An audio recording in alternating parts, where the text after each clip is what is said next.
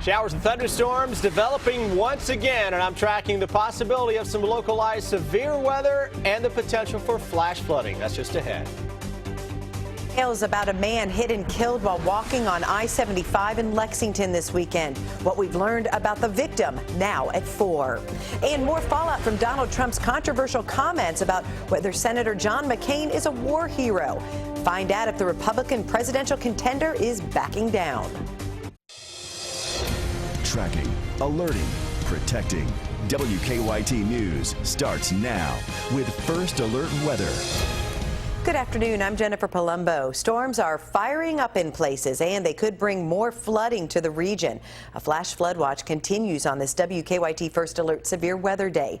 Here's a live look at downtown Lexington, which is dry for now. Chief Meteorologist Chris Bailey shows us what's on the First Alert Defender. Chris? Yeah, we're tracking this flash flood watch that is out for the entire region, Jennifer, through tomorrow. And this is something we've been seeing, obviously, over the past couple of weeks. Now we've got to keep an eye out for the potential for renewed high water issues with those thunderstorms that are going up as of now. Greatest concentration is across southern and southeastern Kentucky, though we're going to watch for a complex of thunderstorms to develop to our west and come rolling across the area as we go through the next few hours. Let's get into what Defender is showing across southern and southeastern Kentucky. From Corbin down into the Williamsburg area, skies are really now opening up. Watch out. These are not fast movers at all. So on a local scale, we can get some pretty significant rises in creeks and streams. Likewise, from Leslie County back into parts of Manchester, Clay County, and toward the south into Harlan and Bell counties. Another very intense thunderstorm cluster going up right on top of the Conway area, Berea here into southern Madison County. That extends over into Jackson County. Keep an eye on this. That is, again, a very heavy rainmaker. Additional showers, thunderstorms trying to pop here. Harrodsburg back into the Campbellsville area, northern sections of Casey County as well. Whatever is out there going to continue to slowly work its way toward the east. Big thunderstorm complex made its way across sections of St. Louis a little bit ago. That is weakening, but there is a spin in the atmosphere here across southern parts of Illinois and Indiana. As that rolls its way to the east, we are likely to see additional showers and thunderstorms developing out ahead of that. We've got the clouds looking toward the south here at our Skycam in Lexington. 85 degrees, humidity way down compared to the past couple of days. So today doesn't feel as bad out there, Jennifer. And we actually have a cold front that is making its way through the area that we will track. It has some good news with it, or at least coming in behind that for some areas. I'll show you what I mean by that when I come back in 15 minutes. We'll see you then, Chris. The federal government is stepping in to help flood victims in eastern Kentucky. Workers with FEMA, the Federal Emergency Management Agency, are in Johnson County assessing the damage. 1 week ago today, flash flooding led to the deaths of 4 people and damaged hundreds of homes. New at 4:30, we'll take you to Johnson County to see how recovery efforts are going in the hardest hit areas. We're tracking a breaking news alert in Richmond right now. Police say a shopper has been hit by a car in the parking lot of the Kroger. It happened just before 2 this afternoon at the store at the corner of US 25 and the Eastern Bypass. We're told the woman hit was rushed to UK hospital with serious injuries. WKYT's Victor Puente is live at the Richmond Kroger with the breaking details. Victor? Police have cleared this parking lot. They tell me they are investigating after an elderly woman was struck by a car here at the Kroger parking lot.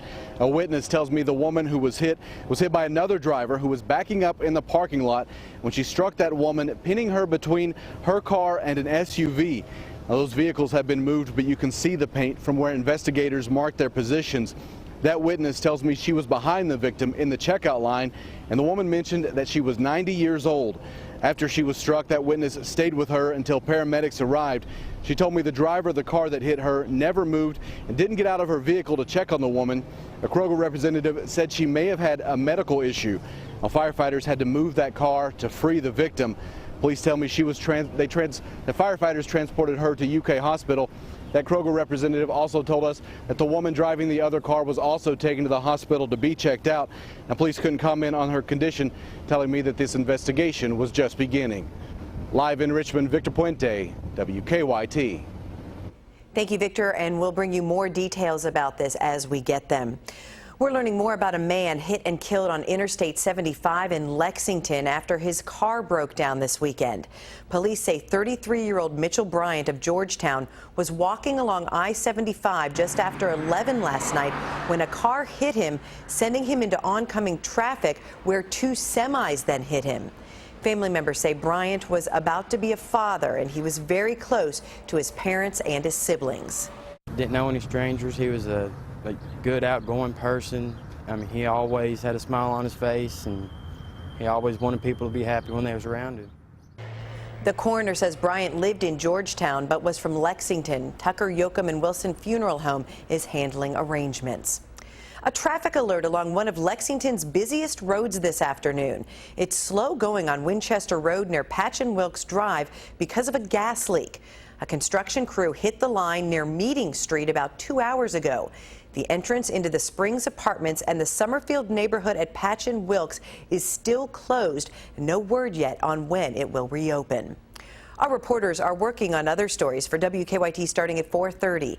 Amber Philpott joins us from the newsroom with a look at some of the news in progress. Good afternoon, Amber. Good afternoon to you, Jennifer. An undercover investigation has led to the arrest of a man accused of human trafficking. Police say 19-year-old Jonathan Diaz used social media to target young girls. The Franklin County Sheriff says Diaz was arrested at a motel where police rescued a 15-year-old girl. The sheriff says this likely isn't the first time Diaz has tried to traffic young girls, and he could face more charges if other victims come forward. We'll have more details in this case coming up at 5. Another hearing today in the fight over same-sex marriage licenses. This morning, Rowan County Clerk Kim Davis testified in a federal courtroom. The American Civil Liberties Union sued Rowan County Clerk Kim Davis on behalf of 2 gay couples and 2 straight couples. Davis has said she cannot issue licenses to gay couples because it violates her religious beliefs. We'll have the details from court on WKYT News at 5.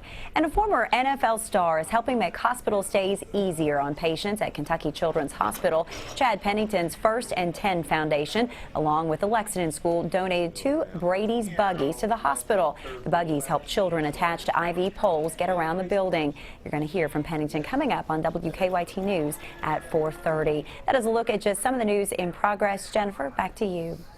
Thanks, Amber. Now to stories making headlines across the nation at 4. The United States and Cuba have restored full diplomatic relations. An agreement between the two countries took effect just after midnight. Cuban officials formally opened an embassy in Washington, and the Cuban flag is flying for the first time since Havana and the U.S. severed ties in 1961. But the U.S. flag will not fly in Havana until Secretary of State John Kerry visits next month. The UN Security Council has unanimously endorsed a landmark nuclear deal between Iran and 6 world powers. The resolution authorizes a series of measures leading to the end of sanctions that have hurt Iran's economy. But the measure also provides for those sanctions to be put back in place if Iran fails to meet its obligations. Presidential candidate Donald Trump is not backing down from controversial comments he made about fellow Republican John McCain. Today, Senator McCain fired back. Steve Nannis has the update. Donald Trump isn't backing down.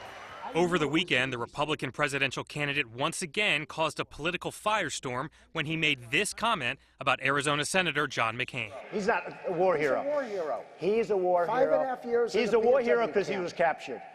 I like people that weren't captured, okay? I hate to tell you. McCain spent over 5 years as a prisoner during the Vietnam War. He broke both arms and one leg when his plane was shot down.